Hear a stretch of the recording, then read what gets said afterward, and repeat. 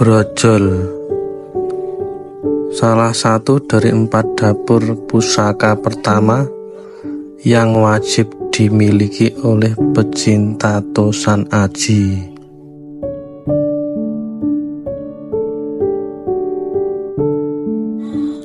Brojol sendiri merupakan dapur keris sederhana, namun di balik kesederhanaan menyimpan banyak sekali makna. Pusaka yang kita babar kali ini bisa dibilang istimewa karena memiliki pamor yang sangat langka.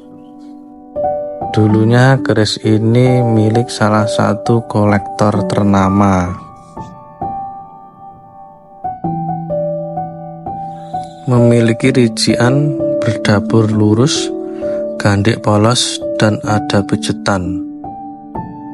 Keris yang kita babar kali ini berpamor merutu sewu.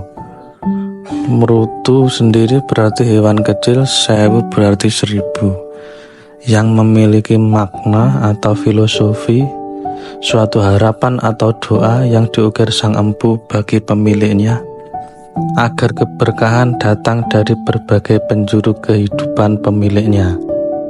Memiliki gonjo berpamor sumber, yang berarti harapan atau doa agar rezeki datang seperti sumber mata air yang tidak pernah kering.